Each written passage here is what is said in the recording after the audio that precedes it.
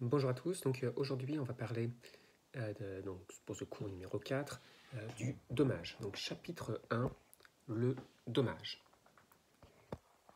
La responsabilité désigne en droit civil l'obligation de répondre, d'être garant de ses actes, de réparer les dommages causés à autrui.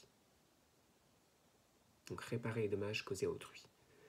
Le dommage est donc la première condition pour que puisse être mise en œuvre la responsabilité civile. C'est pour ça que c'est le chapitre 1. Il faut qu'il y ait un dommage, et puis on verra ensuite ensemble, on étudiera la faute, et après on étudiera le lien de causalité. C'est les trois conditions indispensables pour pouvoir engager la responsabilité de quelqu'un. Le principe en droit français est celui d'une réparation intégrale du dommage subi par la victime. Cette réparation doit s'effectuer en principe sans perte ni profit pour la victime. À la différence de la responsabilité pénale, la responsabilité civile nécessite l'existence d'un dommage, même si celui-ci peut être difficile à évaluer.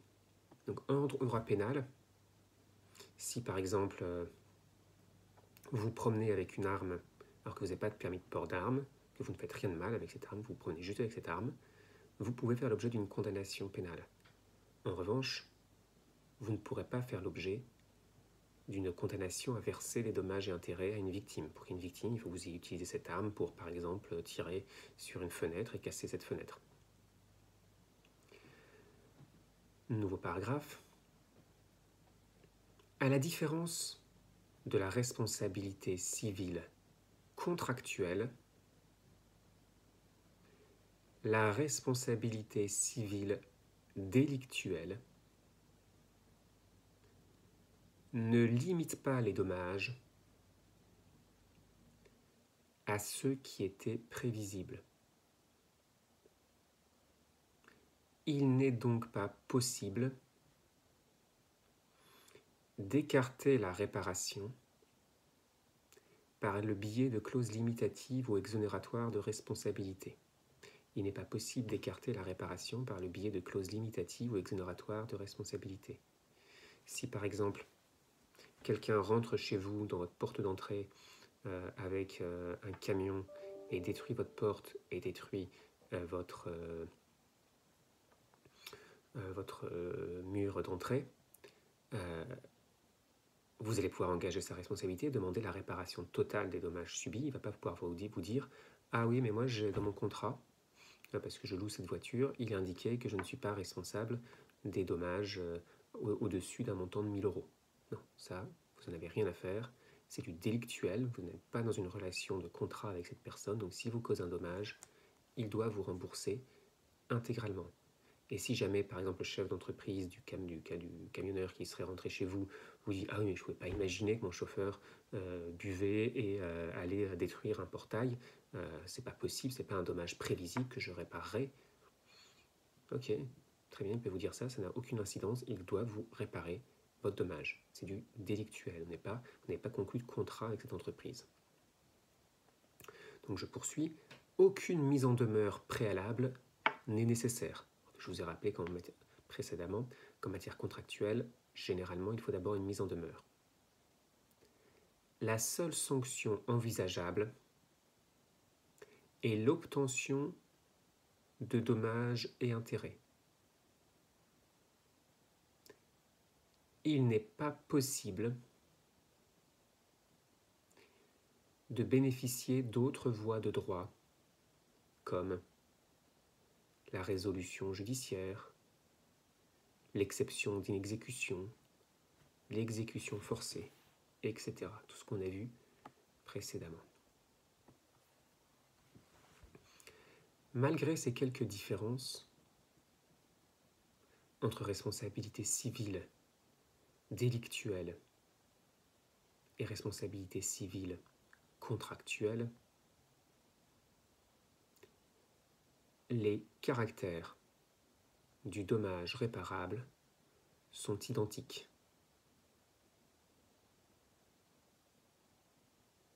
Le dommage doit être certain, direct, actuel, personnel et légitime. Direct, actuel, certain, personnel et légitime.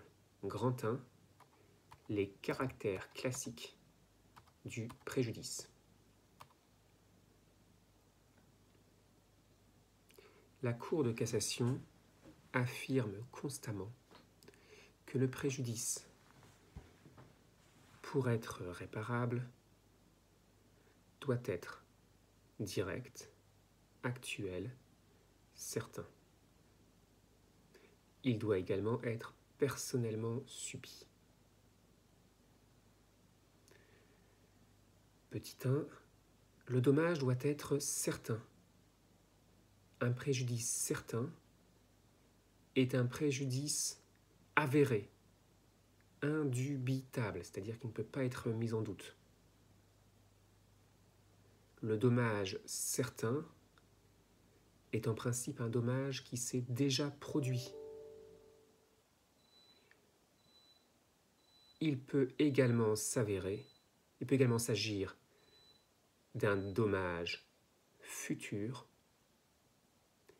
dès lors qu'il ne peut manquer de se produire. Il est certain qu'il arrivera.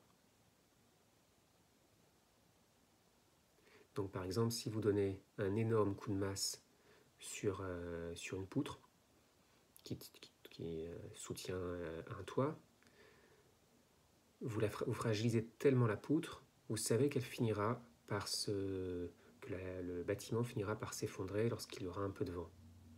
Il ne s'effondre peut-être pas tout de suite, mais vous avez tellement fragilisé le mur qu'un jour ou l'autre, ça s'effondrera. Donc là, on est bien sur un préjudice, sur un dommage qui est certain, il est futur, il n'est pas encore arrivé, ça n'est pas encore effondré, mais ça ne manquera pas d'arriver. A l'inverse, les dommages éventuels ne peuvent pas donner lieu à réparation. Il faut attendre que le préjudice éventuel se réalise, et devienne donc cette fois certain, pour pouvoir solliciter des dommages et intérêts.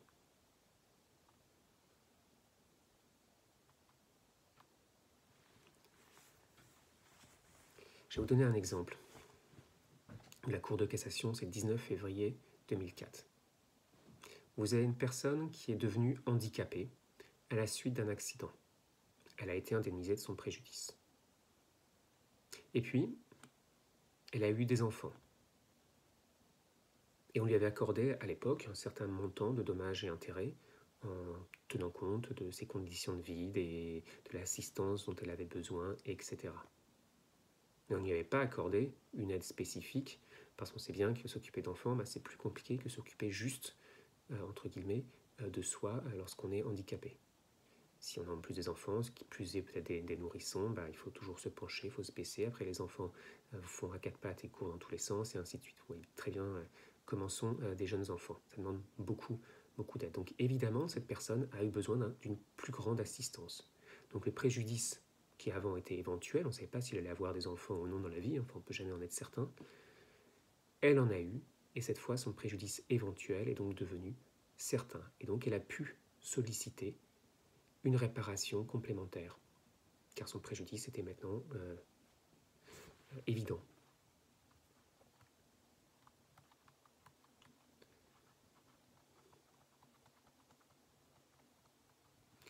Donc, nouveau paragraphe. La distinction du préjudice futur réparable et du préjudice éventuel non réparable se manifeste également dans le cas d'une perte de chance de réaliser un profit ou d'éviter une perte. Donc la jurisprudence a admis que la perte d'une chance réelle et sérieuse constitue un préjudice certain. Donc la jurisprudence a admis que la perte d'une chance réelle et sérieuse constitue un préjudice certain donnant lieu à réparation. La mesure de la probabilité ne sert pas seulement à déterminer si la perte de chance donne droit à réparation. Donc la mesure de la probabilité ne sert pas seulement à déterminer si la perte de chance donne droit à réparation, mais elle sert aussi à fixer le montant de la réparation. L'indemnisation doit tenir compte des chances de succès de la victime. Cette appréciation relève du pouvoir souverain des juges du fond. Exemple, vous êtes le propriétaire d'un cheval, vous l'aviez inscrit à un tournoi hippique. Malheureusement, pour une raison X ou Y, un tiers a blessé votre cheval. Vous demandez des dommages et intérêts. C'est un préjudice qui est futur. Vous ne savez pas encore si vous allez gagner le grand prix, mettons 100 000 euros du concours hippique. Mais voilà, vous avez perdu une chance de gagner ce concours. Donc c'est une perte de chance, c'est un préjudice qui est certain. Ce sera un préjudice qui sera simplement éventuel si votre cheval, c'est un cheval en fin de vie qui n'a jamais accompli le moindre concours épique. Mais si vous avez un cheval, un pur sang, préparé pour ce type de concours, et inscrit au concours, qui fait régulièrement des compétitions, là vous avez bien une perte de chance réelle et sérieuse. Ensuite, pour savoir si vous allez obtenir, je ne sais plus quel était le prix, mais si c'était 100 000 euros, savoir si vous allez obtenir les 100 000 euros ou simplement 10 000, voire 0, eh bien, les juges, qu'est-ce qu'ils vont faire? Ils vont étudier les chances de succès de votre cheval de gagner le concours. Ils vont regarder si, par exemple, c'est une compétition qui regroupe les 10 meilleurs chevaux de l'année, quelles étaient les performances de votre cheval lors des précédents concours. Si vous étiez premier à chaque fois, vous n'obtiendrez peut-être pas les 10 000 euros, mais on va dire que vous aviez 80% de chances de gagner. Vous obtiendrez 80 000 euros, et ainsi de suite. Donc vous voyez, c'est vraiment un calcul pour les juges d'essayer de reconstituer les chances que vous aviez de gagner le concours. C'est ça la perte de chance réelle et sérieuse. Deuxièmement, oui, on peut même dire la même chose, excusez-moi, je fais juste une petite aparté avant le deuxièmement. C'est la même chose avec si vous vouliez engager une action en justice et puis votre avocat a été mauvais, il a oublié d'assigner dans les délais et vous ne pouvez plus gagner votre procès. On va regarder, le juge il va dire vous avez peut-être une chance, vous aurez peut-être une chance de gagner votre procès. Et le magistrat, il va regarder si vos arguments juridiques étaient bons, si la jurisprudence était conforme, etc. Et en quelque sorte, le tribunal va dire si votre avocat a bien fait son boulot, avait bien délivré l'assignation dans les délais requis, vous aviez 80, 90, 100% de chances de gagner et vous pouvez obtenir X milliers d'euros. Donc, deuxièmement, le dommage doit être direct. L'article 1231-4 du Code civil dispose que, vous pouvez ouvrir les guillemets, dans le cas même où l'inexécution du contrat résulte d'une faute lourde ou dolosive, les dommages et intérêts ne comprennent que ce qui est une suite immédiate et directe de l'inexécution. Fermez les guillemets. Donc cet article, qui est applicable en matière contractuelle, est également suivi en matière délictuelle. On va regarder s'il existe un lien entre le fait générateur de responsabilité, la faute qui a été commise, et le dommage. On est très proche du lien de causalité. 1.3. Le dommage doit être actuel. Dans la grande majorité des cas, l'existence du droit à réparation, donc dans la grande majorité des cas, l'existence du droit à réparation ne pose pas de difficulté puisque le dommage s'est déjà réalisé.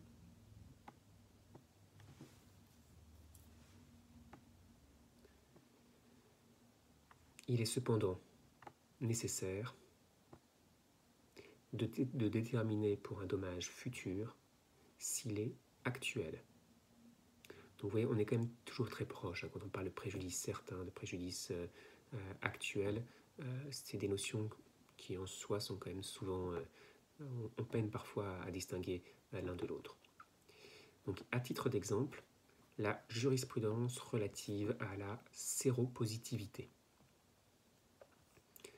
Vous savez qu'avant d'être malade du sida, on peut être simplement séropositif, c'est-à-dire qu'on est contaminé par le VIH. Et on a eu tout un courant de jurisprudence, évidemment, beaucoup pendant les années 90, sur cette question de la contamination, notamment à cause du scandale du sang contaminé, sur la contamination du sida, savoir si, le fait que le sida n'apparaissait pas nécessairement, toutes les personnes séropositives ne deviennent pas malades du sida, si c'était un préjudice qui était ou non actuel. Et la jurisprudence a considéré que simple fait d'être séropositif ne permettait pas de réclamer des dommages et intérêts correspondant au préjudice d'avoir le sida. Car le sida n'est pas un préjudice qui est certain. Donc maintenant, 1.4, le dommage doit être personnellement subi. L'exigence du caractère personnel du dommage signifie que seule la personne qui en a souffert peut en demander réparation. Donc l'exigence du caractère personnel du dommage signifie que seule la personne qui en a souffert peut demander réparation. Le caractère personnel du dommage ne s'oppose pas à ce qu'un tiers puisse invoquer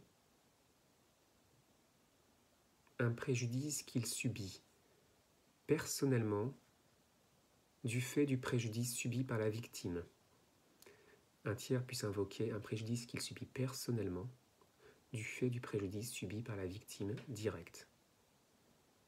La réparation du préjudice, donc la réparation du préjudice par ricochet, donc comme un ricochet dans l'eau quand on envoie un caillou, est autorisée. Il arrive en effet fréquemment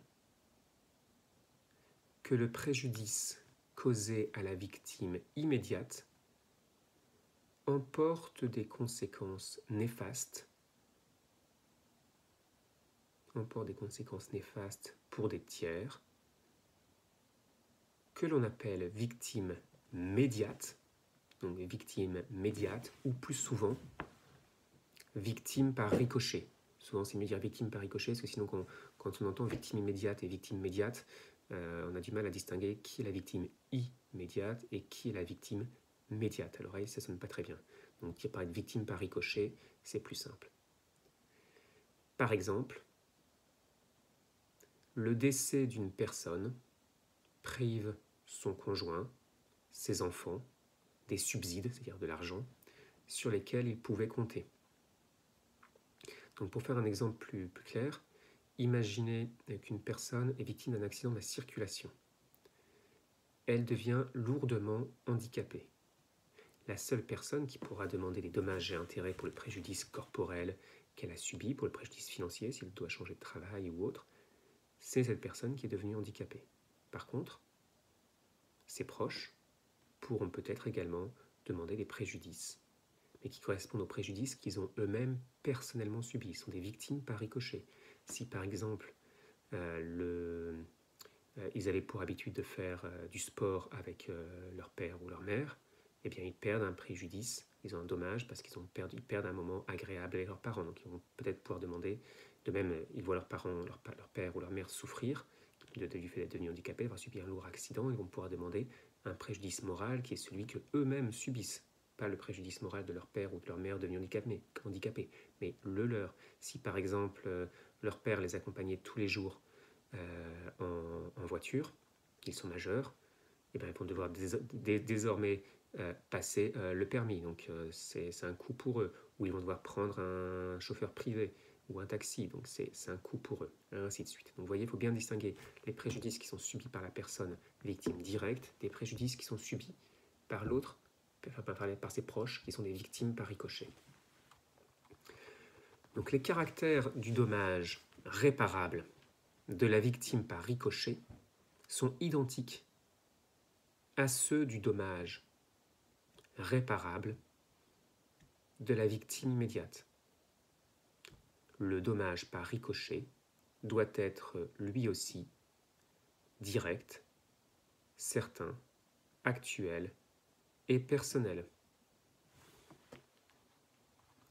On a eu par exemple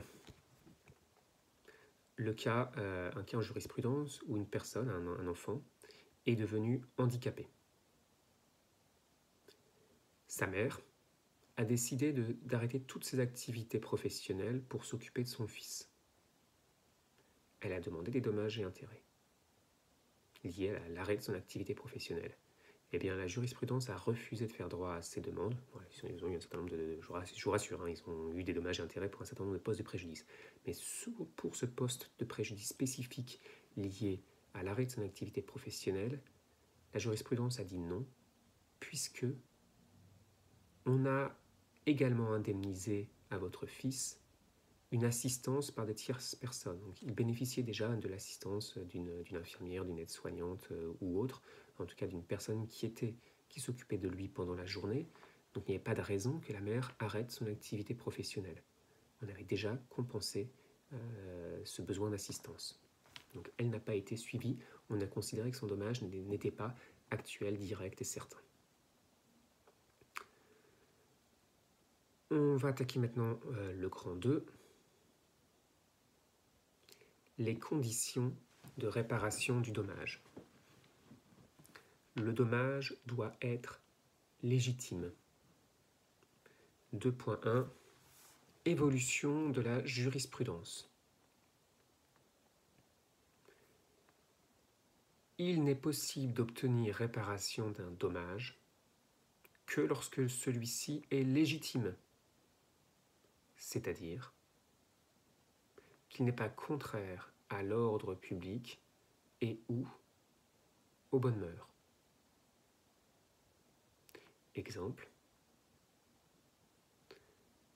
un criminel qui est découvert par la police du fait d'une dénonciation par un tiers ne peut pas engager la responsabilité de celui-ci pour obtenir réparation du préjudice qu'il a subi. Donc vous êtes un voleur, vous ne pouvez pas demander des dommages et intérêts parce que votre ex-complice vous a dénoncé et que de ce fait, vous vous retrouvez en prison et c'est pas facile. La question s'est posée en particulier en matière de concubinage. Je vais vous faire un petit résumé de l'évolution de la jurisprudence pour que vous compreniez mieux la situation actuelle. Donc la question que je vais quasiment toujours vous poser, c'est vous avez un couple et un membre du couple décède. Est-ce que l'autre personne peut demander des dommages et intérêts? Donc en 1937, il s'est posé la question de déterminer si la mort par accident subie par un concubin, donc non marié, concubinage, donc pas l'époux, pouvait permettre à sa concubine d'obtenir réparation du préjudice subi correspondant à la perte de chance de poursuivre la vie commune. Donc vous êtes un couple non marié, l'homme meurt, est-ce que sa concubine non mariée peut demander des dommages et intérêts? La Cour de cassation avait alors répondu, en 1937, c'était il y a presque 90 ans, avait considéré que la concubine n'avait pas de droit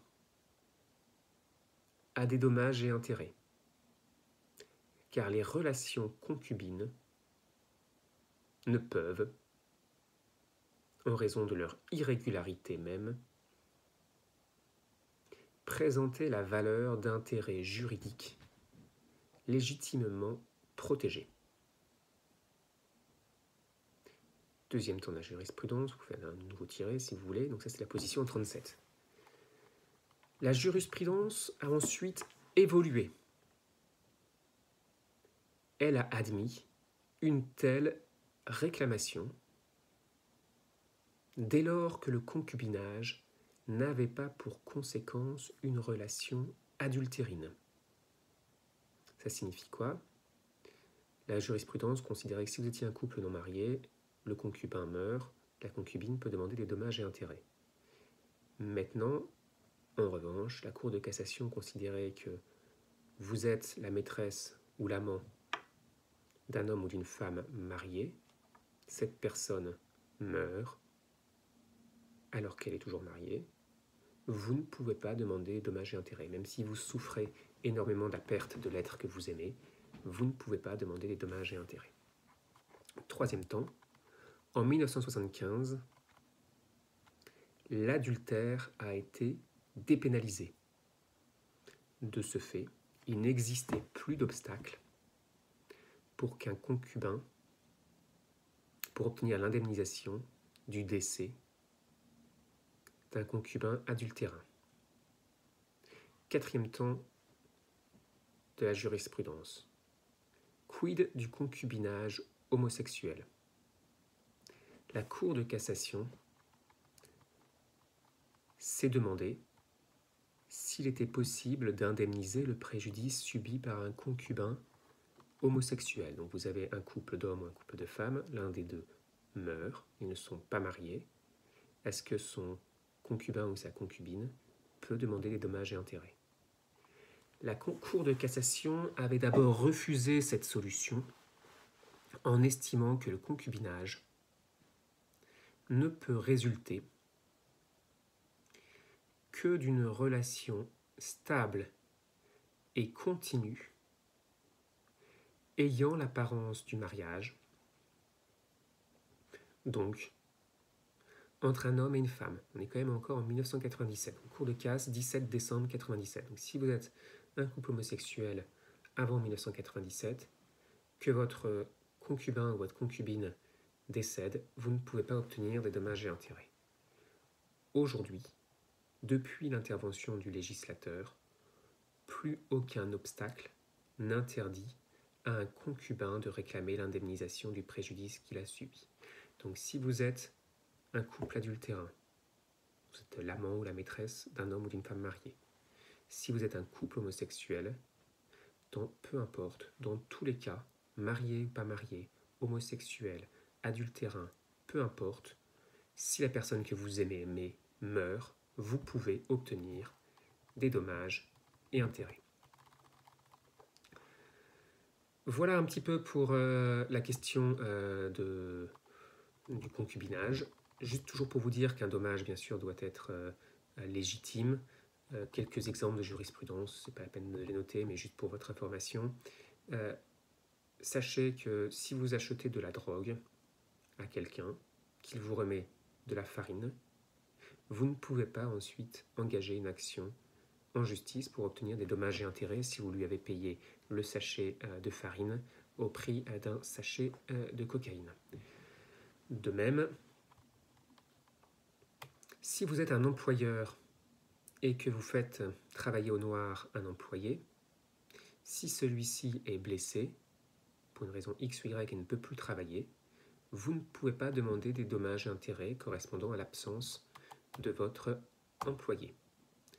2.2. La bioéthique. Je vais vous parler d'une affaire qui a défrayé la chronique. C'est l'arrêt Perruche, comme un perroquet, P-E-2-R-U-C-H-E, du 17 novembre 2000. Donc la jurisprudence a eu à trancher la question suivante.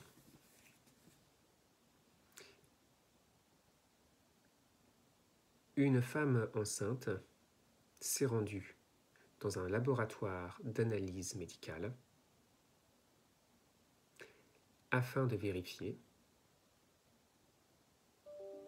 si elle avait contracté ou non la rubéole. Le laboratoire a rendu des résultats qui étaient incertains et qui n'ont pas donné lieu à des analyses complémentaires. La femme enceinte a été rassurée et a compris qu'elle n'était pas atteinte de la rubéole. Son enfant est né. Il s'est avéré très lourdement handicapé, puisque la rubéole a des conséquences désastreuses sur le fœtus. Cette femme avait très clairement indiqué que si elle avait la rubéole, elle aurait pratiqué un avortement, un IVG.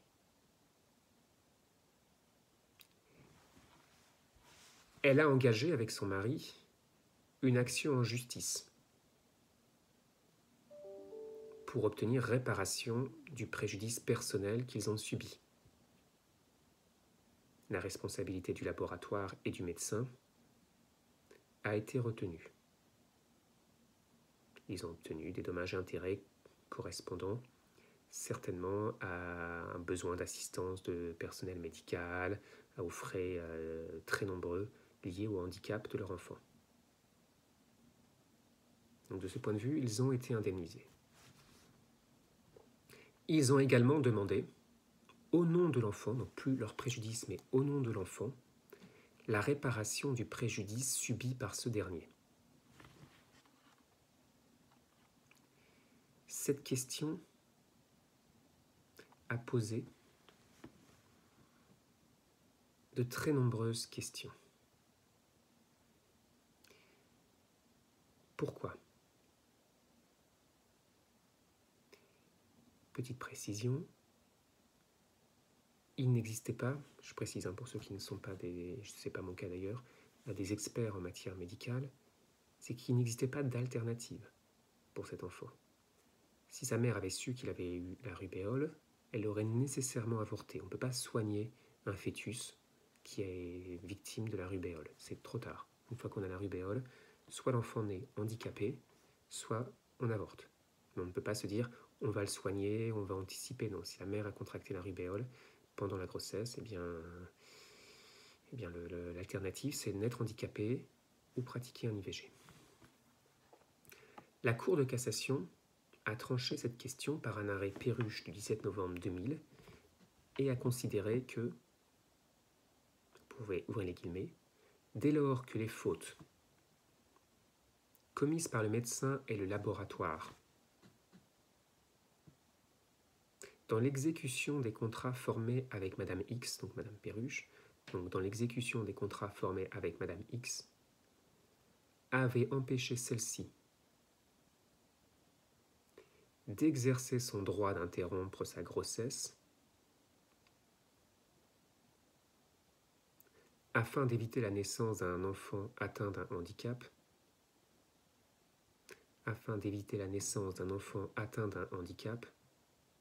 ce dernier peut demander réparation du préjudice résultant de ce handicap. Cette décision a soulevé de très nombreuses questions. Donc, premièrement, des associations de défense des personnes handicapées ont estimé que cet arrêt signifiait que la vie des personnes handicapées ne méritait pas d'être vécue. Pourquoi ? Parce que dire qu'un enfant qui naît handicapé peut obtenir des dommages et intérêts, alors que sinon la seule autre solution qui lui était proposée, c'était un IVG, si on donne des dommages et intérêts, c'est qu'on considère qu'il vaut mieux être mort que handicapé. En tout cas, c'était leur position. Ça, c'est une première critique qui a été faite. Deuxième critique qui a été faite, certains redoutent que cette décision permettent à terme à un enfant né handicapé d'engager une action en justice contre ses parents qui lui auraient donné à tort la vie. Vous naissez handicapé, vous savez c'est quoi dire, vous naissez handicapé, vous savez que la science a énormément progressé, vous vous rendez compte que vos parents auraient pu intervenir, auraient pu avorter, ils ne l'ont pas fait, c'est leur choix, ils ont été parfaitement informés cette fois par le laboratoire et par le médecin, les parents savent que l'enfant va naître trisomique, les parents savent que l'enfant va naître handicapé à cause de la rubéole, ils décident d'aller jusqu'au bout de leur projet d'enfant. Est-ce que cet enfant qui naît ne pourrait pas à terme leur dire « mais je ne suis pas d'accord avec la décision que vous avez prise, vous auriez dû avorter, je vous demande des dommages et intérêts ». Voilà des questions qui peuvent être posées. Donc, troisième point de critique, les médecins ont vivement critiqué cette décision en indiquant que leur responsabilité devenait démesurée et que les primes d'assurance pour leur activité allaient encore grimper et rendre la pratique de la gynécologie et de l'avortement difficile. Donc, nouveau paragraphe. En réponse à l'arrêt Perruche, et sous la pression du lobby médical, le législateur a adopté une loi le 4 mars 2002 et a indiqué que, entre guillemets, nul ne peut se prévaloir d'un préjudice, du seul fait de sa naissance. Fermez les guillemets. Autrement dit, le législateur a dit stop à la jurisprudence Perruche. Il a censuré l'arrêt de la Cour de cassation en disant non, une personne qui naît handicapée ne peut pas engager une action en justice contre le labo, contre le médecin, contre ses parents. En revanche, bien sûr, s'il y a une faute du labo ou des médecins, on peut demander une réparation, les parents peuvent demander une réparation pour les conséquences financières liées à cette naissance. Mais on ne peut pas autoriser l'enfant lui-même à réclamer un préjudice lié au fait d'être né alors qu'il aurait pu décéder, il aurait pu ne pas naître. Voilà, donc voilà pour ce cours sur le dommage.